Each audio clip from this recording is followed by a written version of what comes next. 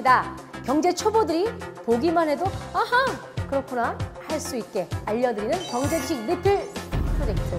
오늘의 주제는요, 바로 지금 이 순간에도 우리 모두가 내고 있는 세금입니다. 세금은 쉽게 말하면요, 국가의 생활비겠죠. 한 국가를 유지하기 위해서 돈이 필요하고 그 돈은 우리가 각각 내고 있는 세금이 모여서 만들어지는데요. 오늘은 우리가 무심코 내기만 했던 이 세금에 대해서 제대로 알아보고 합법적으로 세금을 아낄 수 있는 방법도 알려드리겠습니다. 궁금하시죠? 너무 궁금하시죠? 네. 자세한 이야기는 생활의 참견 김양수 작가님의 만화를 보고 갈게요. 세금 공제를 위해서 현금 영수증을 열심히 모으다가 집에 큰일이 났다고 하는데요. 경제의 참견 함께 보시죠. 요즘 현금 영수증 모으기에 혈안이 된 김모 씨. 올해 연말정산 때는 환급을 더 많이 받아야지. 그런데 어느 날 퇴근하고 집에 돌아가자 아내의 분위기가 싸늘했단다. 여보, 나왔어. 이게 뭐야? 뭔데 그래?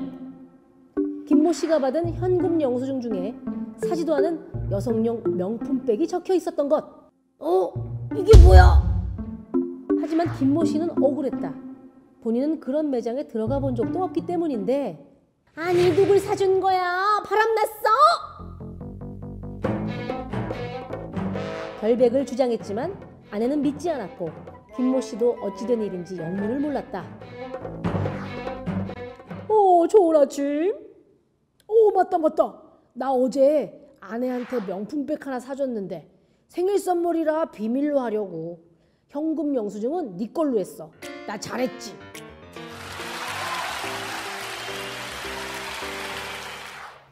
일반적으로 우리가 내는 세금은 두 가지로 나뉩니다.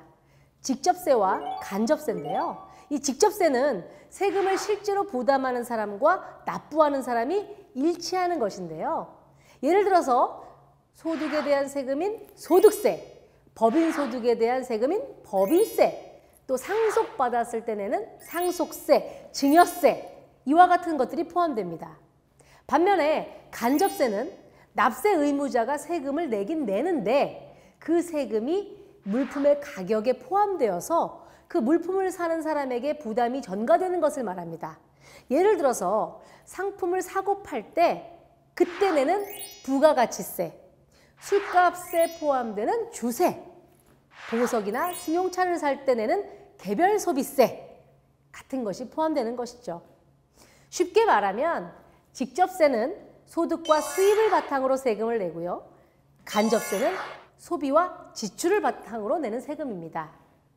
직접세와 간접세는 저마다 장단점이 있는데요. 직접세는 납세자의 부담의식이 높아서 조세 저항이 세고 간접세보다는 징수하기가 어렵다는 단점이 있지만 소득과 재산에 따라서 누진세율이 적용되기 때문에 합리적이라는 장점이 있습니다. 반면에 간접세는 우리가 구입하는 제품에 포함되어 있으니까 징세가 편리하고 조세 저항이 적은 장점이 있습니다. 우리가 마트에서 먹거리를 사거나 쇼핑하면서 옷을 살 때 구입 가격에 세금이 포함되어 있다는 것은 보통 잘 의식하지 않잖아요. 그런데 간접세는 소득에 상관없이 내는 세금이기 때문에 누진세율이 없어서 상대적으로 소득이 적은 사람이 높은 조세를 부담하게 되니까 공평성이 떨어지는 단점이 있습니다. 예를 들어 마트에서 과자 하나를 샀는데 부자가 샀건 가난한 사람이 샀건 세금은 똑같이 부과가 되는 셈이니까요. 직장인들이 13월의 월급이다 이렇게 부르는 것이 있죠. 전년도에 낸 세금 중에서 자신의 소득 기준에 따라 더 낸 세금을 환급받는 연말정산을 이르는 말인데요. 마땅히 받아야 할 세금을 돌려받는데도 불구하고 뭔가 이 보너스를 기분으로 받는 것 같은 연말정산 환급.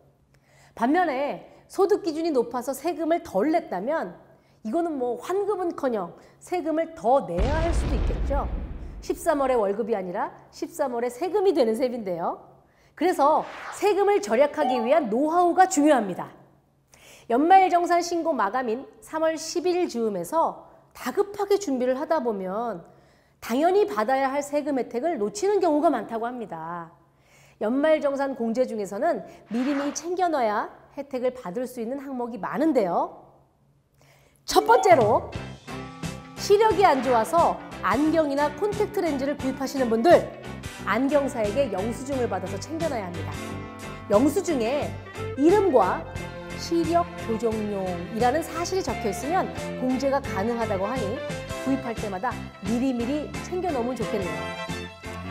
국세청이 제공하는 연말정산 간소화 서비스를 보면 병원이나 약국에서 지출한 비용은 나오지만 안경이나 보청기, 의료용구 등의 영수증은 직접 챙기시는 게 좋습니다. 두 번째로 자가용보다는 대중교통을 이용하면 공제 혜택이 더 많고요.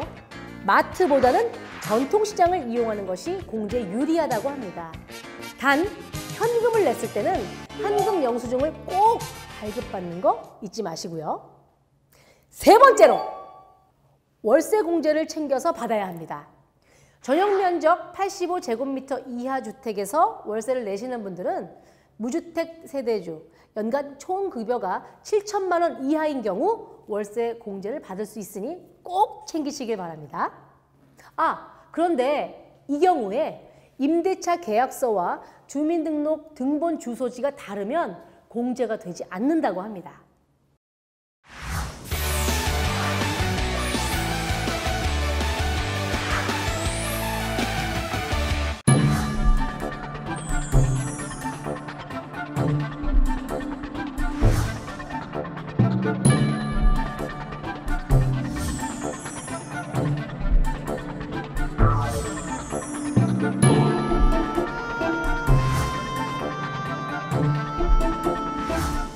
세금 공제를 받으려면 이렇게 챙겨야 할 게 많은데 이 바쁜 와중에 준비하기 번거로우시죠? 그래서 국세청에서는 미리 연말정산을 준비할 수 있도록 미리 보기 서비스를 제공하고 있는데요. 2016년부터는 홈택스 어플리케이션으로도 확인할 수 있다고 하니까 짬내서 확인해보는 거 잊지 마시기 바랍니다. 보기만 해도 뇌에 쏙쏙 박히는 경제지식 리필 프로젝트. 오늘은 피하고 싶지만 피할 수 없는 국민의 의무, 세금에 대해 알아봤습니다.